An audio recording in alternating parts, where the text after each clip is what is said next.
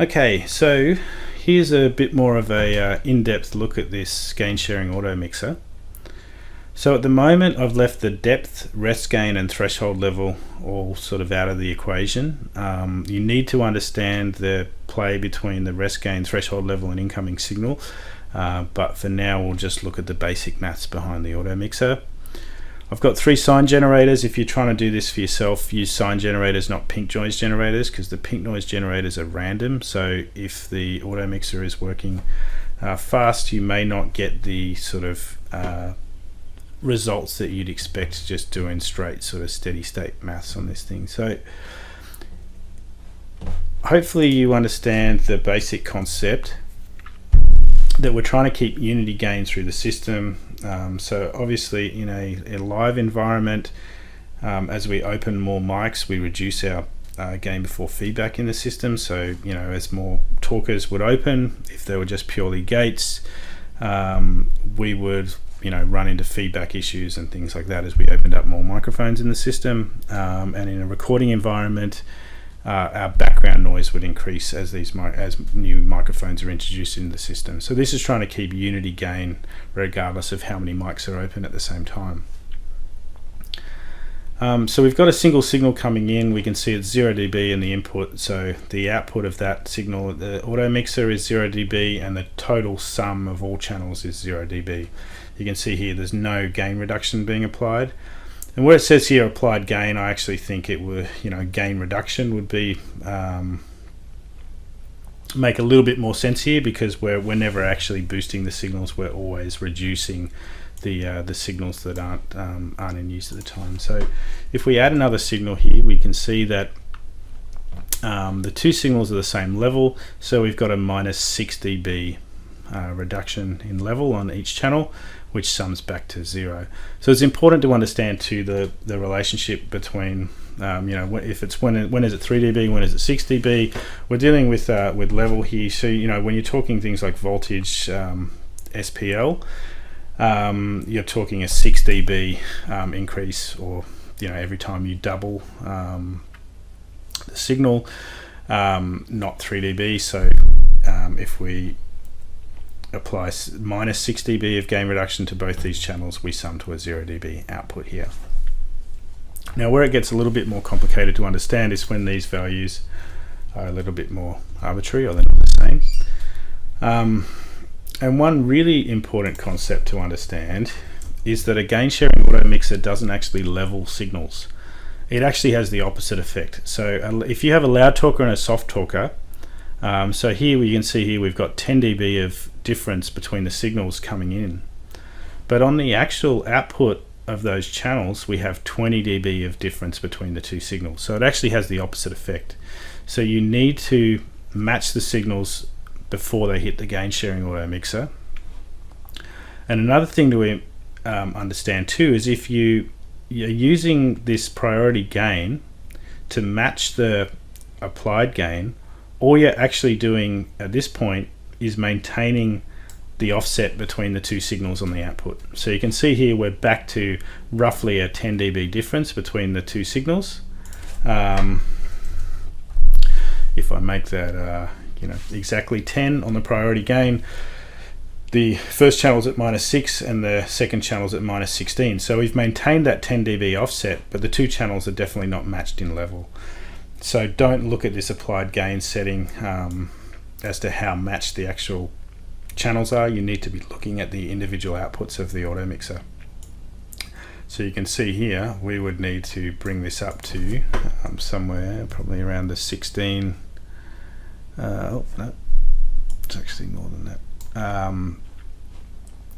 So we can see there those signals are now matched. We've got 20 dB of gain being applied to that channel. So best thing you can do is actually match the gains of your signals before they hit the Automixer.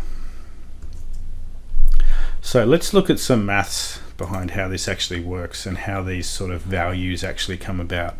So we'll start with some arbitrary signals. So we'll go -3, -5 and -12. We'll jump over to Excel here. Let's just add these levels into our little spreadsheet here. So we're going to be working in a dB, but then we've got to sort of effectively convert it back into voltage to do some maths on it. So we had a 3 dB signal, a -5 and a -12 dB signal. I believe that is correct. Plus 3, -5, -12. So to convert into a voltage, we can go 10 to the power of, and then in brackets, dB value divided by 20. And because we're working in level of voltage, or where it's divided by 20, if we're working in power, it's divided by 10. Okay, so that gives us our voltage level per channel. And then the way this auto mixing maths works is it's the individual level divided by the sum of all of the levels. So what we then do is just we'll get our sum here. Okay, so to work out the applied gain, we'll start off in voltage and then we'll convert back to dB. So it's equal to the individual level divided by the sum. We'll just F4 to lock that cell. And here's where the beauty of this algorithm comes in. I'm pretty sure Dan Dugan was the guy that came up with this, is that that will always equal 1. So regardless of what we do to these values, the total will always equal 1. So that's how it keeps unity gain through the actual algorithm. That's -5. Cool.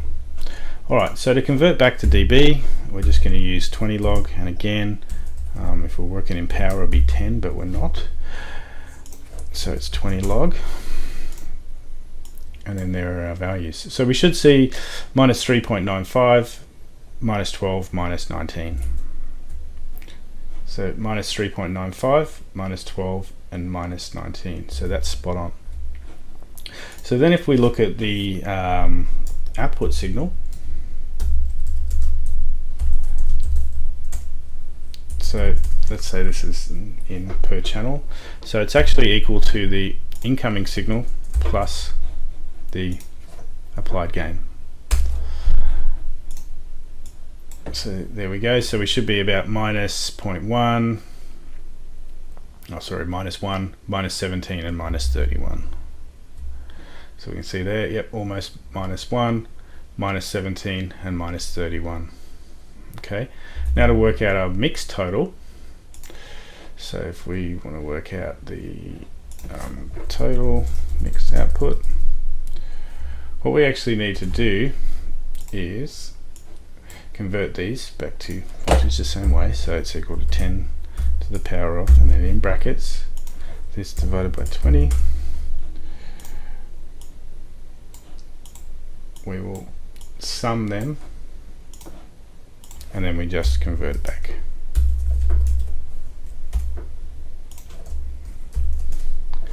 So, you know, 0.5 of a dB.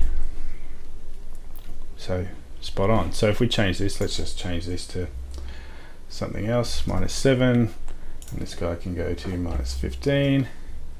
We can see there, we look at our mix output, -6.7. So we should go -7, and what do we say, -15. Yep, and 6.7 and 6.7. Okay, so that's how that maths works. So now we're going to have a look at this rest gain, threshold, level, and signal interaction. Now, in the real world, you can see here that as I'm moving up this rest gain, all of our applied gain values are moving into that rest gain position. So this is essentially, once you get your live system, you would set this rest gain to give you a baseline for your background noise or your ambient noise in the system. And then your threshold level would be set just below a talker. So, you know, obviously above your background noise of your microphone and below the level of when somebody's talking.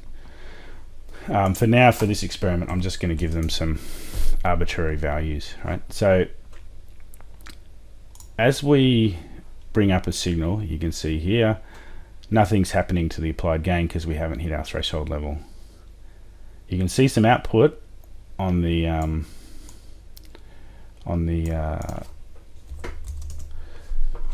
output of the mixer there, but you can see I've got minus 10 dB coming in and minus 30 dB on the output because there's minus 20 dB of applied gain coming in. Now we're equal to threshold, so nothing's happened. As soon as that signal goes above threshold, so I've gone 1 dB above threshold, we've moved 1 dB away from rest gain.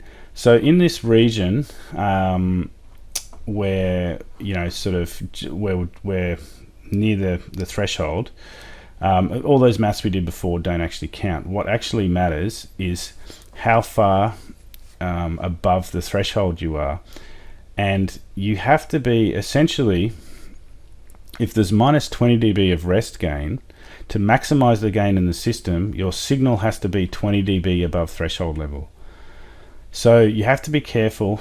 If your rest gain is set too low or your threshold is set too high, you can effectively be limiting the amount of gain that you can get out of the Automixer. So what happens, you can see here, is as I move past here, we're starting to move. So I've gone 2 dB above threshold, so I've moved 2 dB away from our rest gain position. So I've gone from minus 20 up to minus 18. Now to maximize the gain in the system, so to go to 0 dB of applied gain, I would have to be 20 dB above threshold. So I would have to get this signal up to plus 10 to maximize the gain. You can see here, if I go down a dB, then I'm sort of minus 1 dB of applied gain.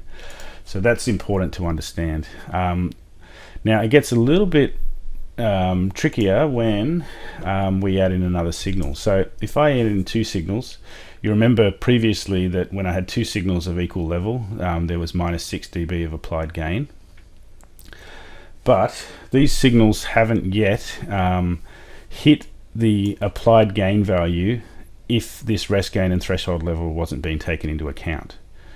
So right now my signal's at 0, my threshold's at minus 10, so I'm 10 dB above rest gain.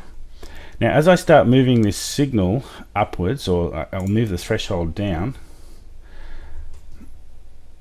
so you can see here now we're down to minus 6 dB, and now I keep lowering this threshold. It affects the off channel but not the on channel. So once it hits the value that it actually should be, doing the maths that we did before, then this threshold and rest gain interaction won't actually apply. You can see here that the actual values, and we'll look at this a little bit in Excel, that we should be getting from 2 channels of equal level is minus 6 dB. So if we subtract that from the rest gain, so now we don't have to be 20 dB above rest gain, we have to be 14 dB above rest gain to maximize the amount of level in the system. So if I set my signal at minus 14, we can see they're at minus 6, but as soon as I go to minus 13, you can see there that now we're dealing with this interaction between threshold level, signal, and rest gain. So I'll just go back to one signal here. And another thing to note is once we go past this threshold level interaction here, so I'm minus 10 on threshold, so I need to be 10 dB on signal level to maximize the gain.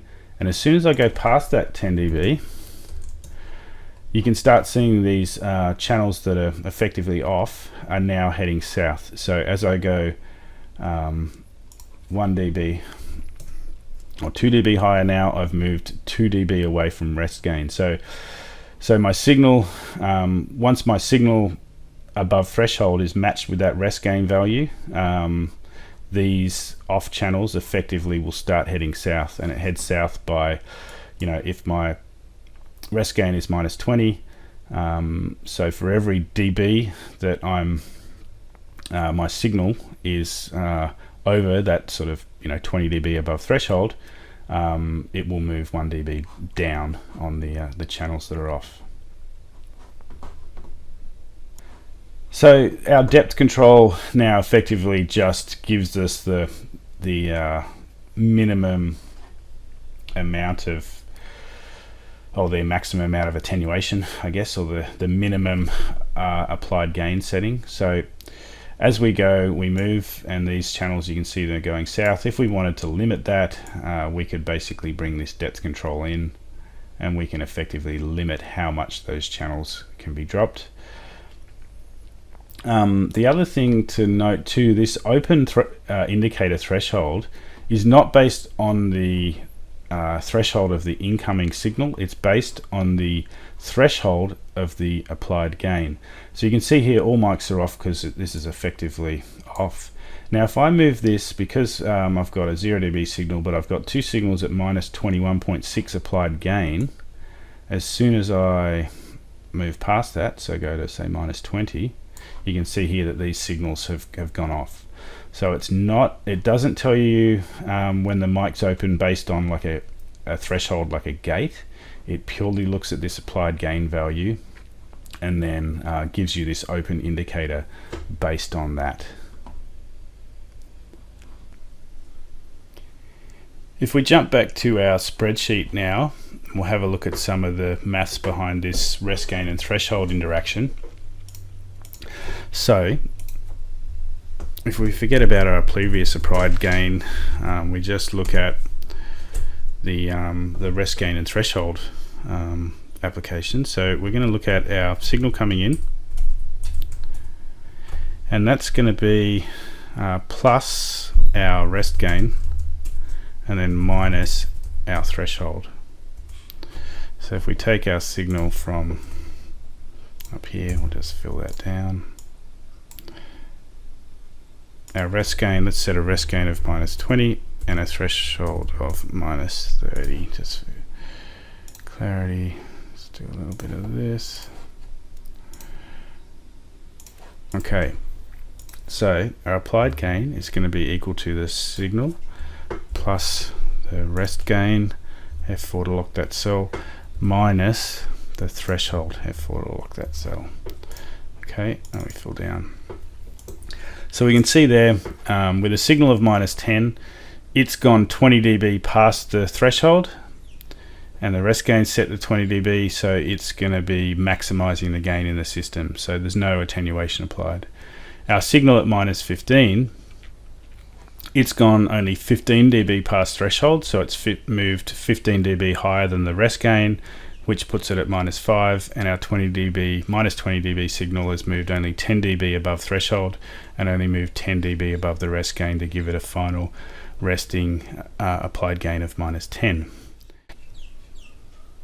Now if we jump back into our file, we can actually see, so we've got minus 10, minus 15, minus 20, minus 20 dB rest gain and minus 30 dB threshold. But you can see here our final values are minus 5.48, minus 10.5, and minus 15.5. And the reason is that these are these applied gain values. That's fine with one signal, but it's when you've got multiple signals, it will use the minimum value between this calculation and this calculation.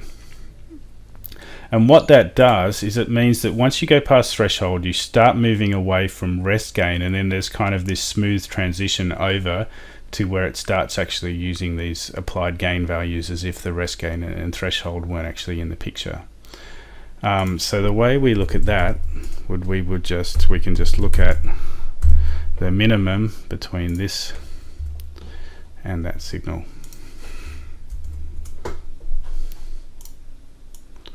Okay, and you can see there that that's what we're actually experiencing. Now if we change this threshold and we start moving it upwards, we should get to a point where it will actually start taking, you can see there applied gain is minus 4. As soon as that drops below minus 5.48, it will take over.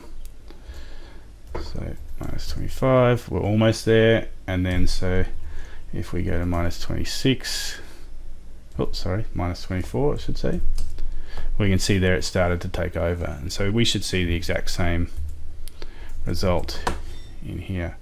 So we start to go up, we start to go up. We're still at minus 5.48. As soon as we hit minus 24, we've now started to take over, and now that threshold rest gain relationship is what we're actually working off. And just to make this a little bit more accurate, what we can do here for our final result, we actually want to see if our result is below the rest gain, and if it is, we just want to use the rest gain. So we go, if the result is less than the rest gain, F4 to lock that, then we just want to use the rest gain. Otherwise we'll use the cell value. So we can see there, threshold of minus 10, everything's going to be at rest gain. If we start to move away, we can see some of those start to move. So minus 10 should give us everything at full rest there, and then if we start to move away from there, we can see there 13, 18 and minus 20.